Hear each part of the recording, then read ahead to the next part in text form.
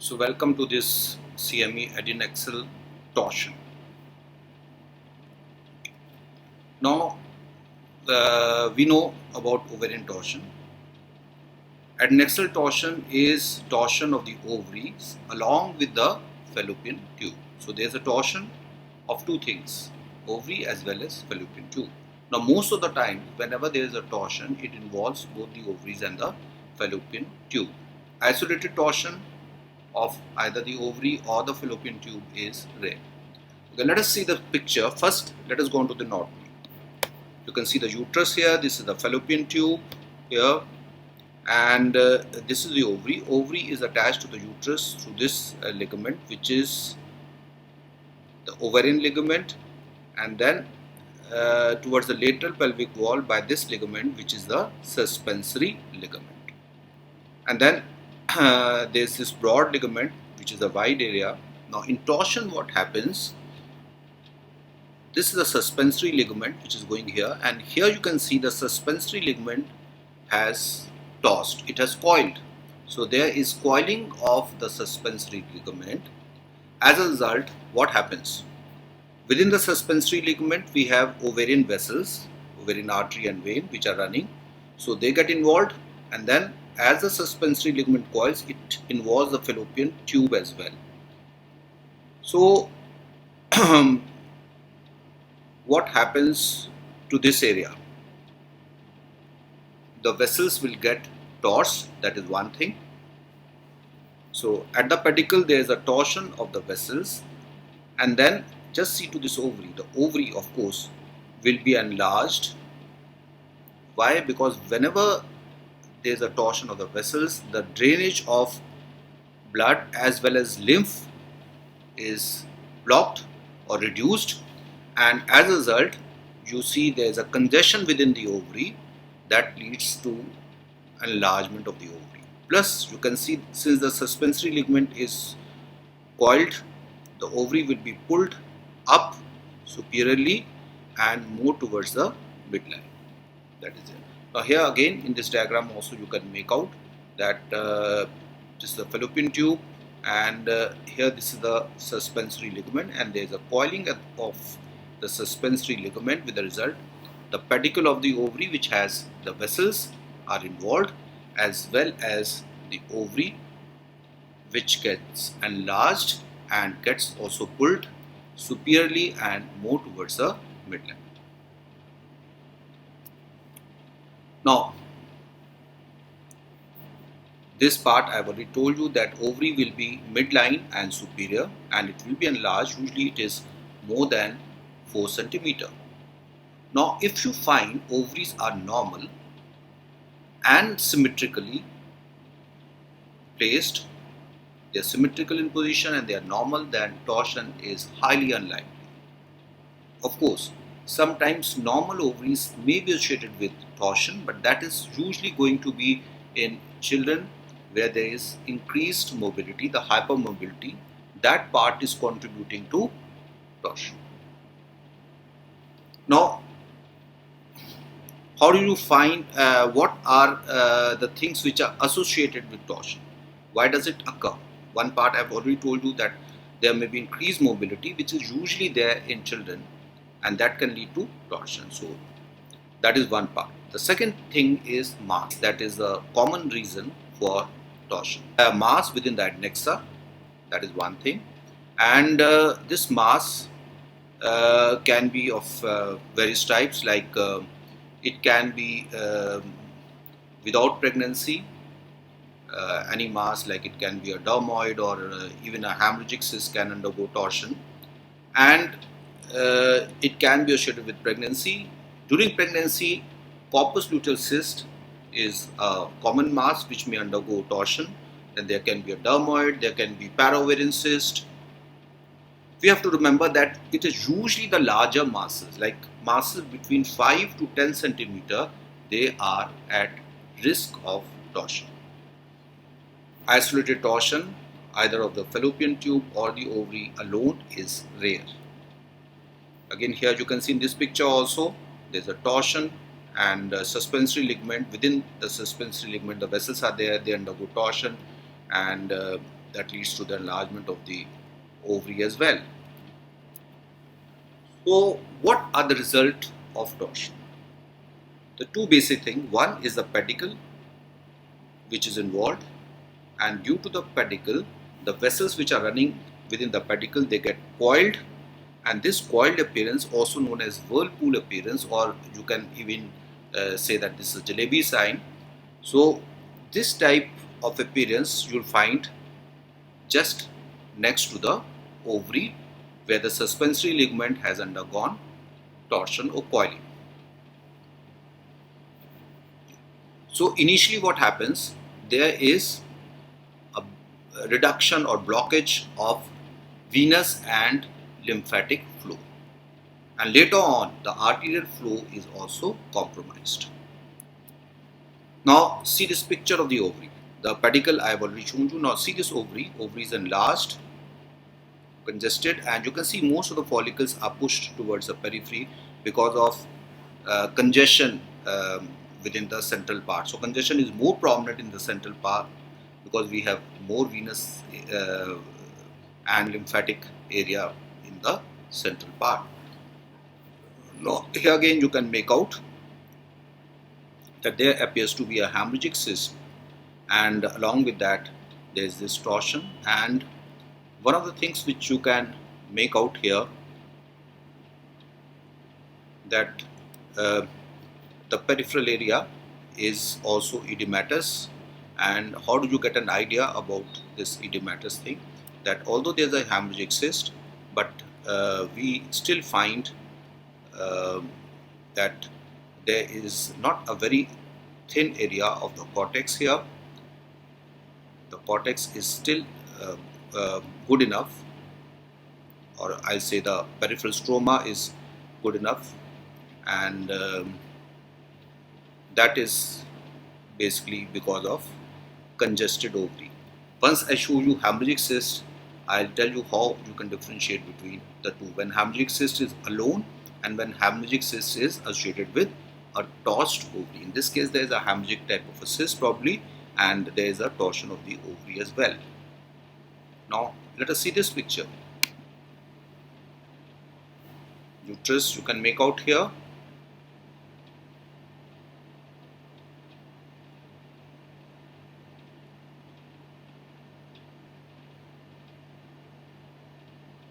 And here you can see this is the ovary which is enlarged because of torsion, and most of the time you will find follicles being pushed to the periphery with an enlarged ovary, and this enlargement is because of central venous congestion and lymphatic congestion.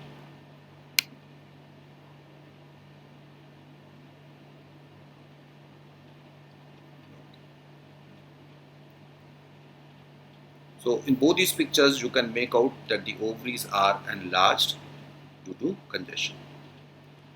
Let us see this slide.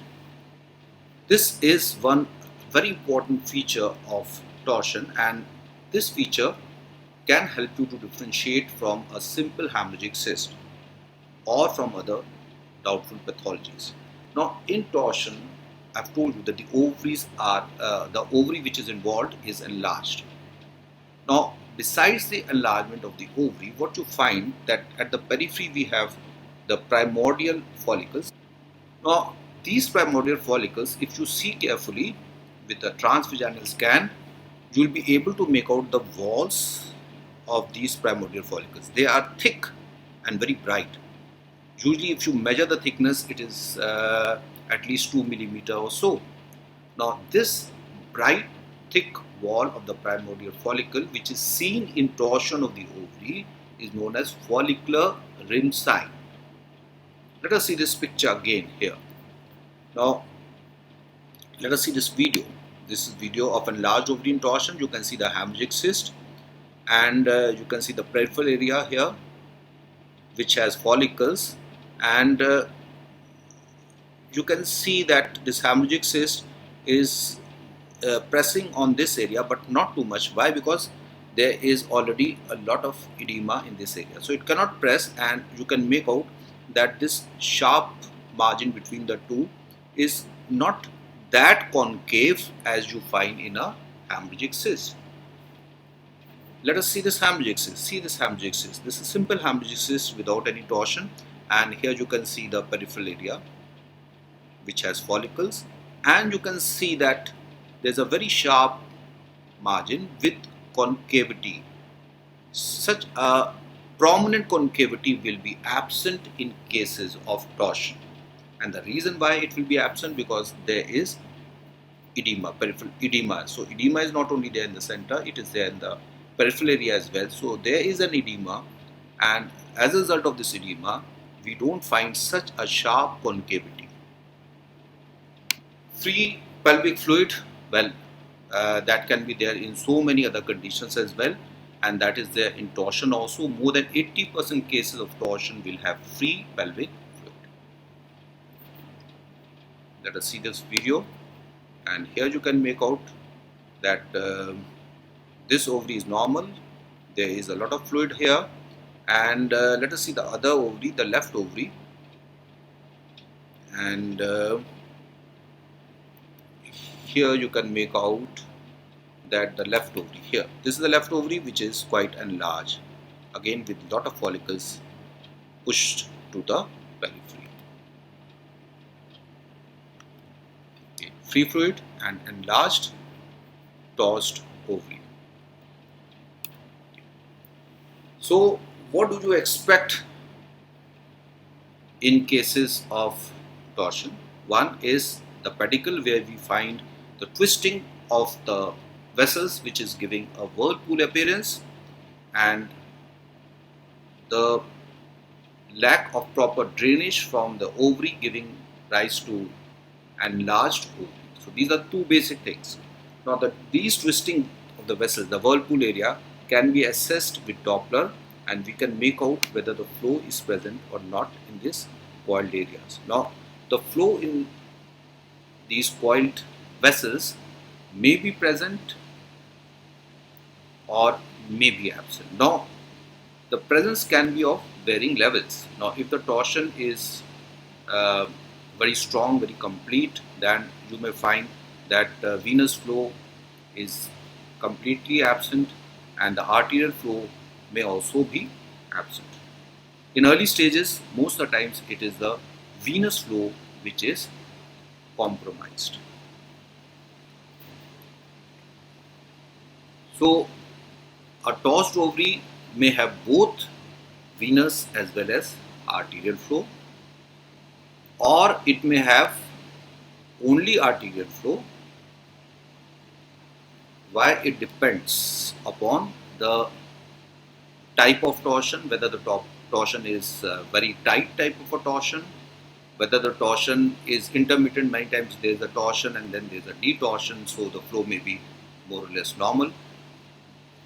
Let us see this clip.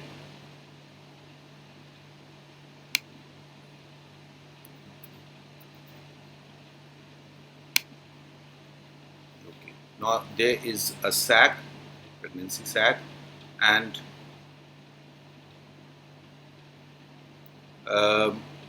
let us see what else. Now here you can make out there is this area which gives a look like a whirlpool appearance, and next to that we have this area which represents the ovary, enlarged ovary.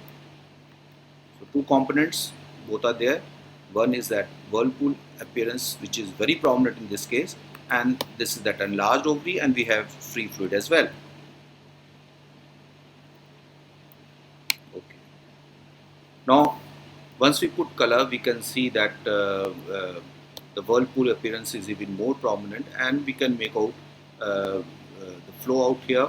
So the flow is good enough, and of course by putting spectrum we can make out what type of a flow is present, whether only arterial flow is there or whether both venous and arterial flow is there. You have to always remember that the first flow which is going to disappear will be the venous, and in many cases of torsion, when it is not very tight type of a torsion, you may have both arterial and venous flow to be there, and that is when we say that the ovary is viable. Okay. Now clinical features also you have to keep in mind, that the pain is there, and this pain may be sustained or it may be intermittent. Why? Because there may be torsion, then the torsion may reduce due to detorsion, and again there may be torsion, so pain may be intermittent as well, or it may be sustained. And then nausea, vomiting. These two features are very common. More than 70% of the times you will find nausea and vomiting. And when nausea and vomiting are absent, then it points more towards other diagnosis. Adnexal tenderness and then raised WBC. These are the two other clinical features which are fever or palpable abdominal mass, less likely. It can be there, but less likely. Very uncommon. Okay. Right side, always torsion is more common compared to the left side, and the reason is on the right side we have ilium and cecum which are more mobile.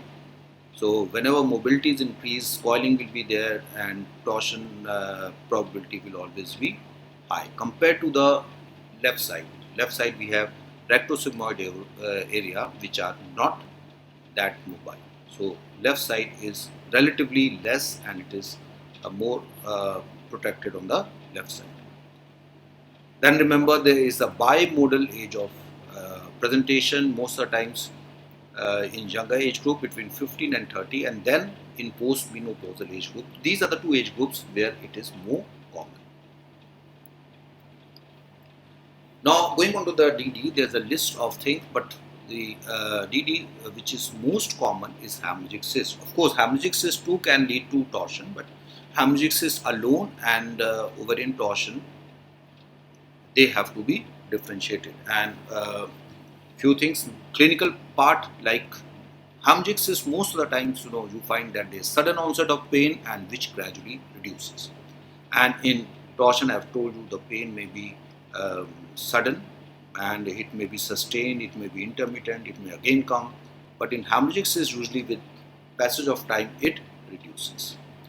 Then vomiting, of course, vomiting may be there in hemorrhagic cyst, but less likely compared to torsion. Torsion, I have told you, nausea and vomiting, more than 70% of the times you find these two features to be there. Ovarian stroma, less edematous. This is the part which I have already told you, that in hemorrhagic cyst you find there is a very sharp concavity. Why? Because this part, the peripheral stroma of the ovary, is not having that much edema compared to this area. You find that although the margin, the demarcation, this is a hemorrhagic cyst with torsion and this is a hemorrhagic cyst alone. Now in this case you can make out that although there is a sharp demarcation between the peripheral area, but that concavity is not that prominent. Why? Because due to edema it cannot compress this peripheral area that much. So you cannot get this type of a concavity. Another case of torsion of the ovary, where you find ovaries are large, edematous, and lot of follicles are there. And here you can make out a follicular rim sign which is not there in hemorrhagic cyst. And in follicular rim sign, I have told you the small primordial follicles, they have thick walls up to 2 mm thick and bright walls. Then we have other diagnoses: acute appendicitis, ectopic, and endometriosis with acute hemorrhage, myoma, PID, ureteric diverticulitis. These are the things. We are not going to go into details. We have less of the time, but I have concentrated on the very basic things. So that's all.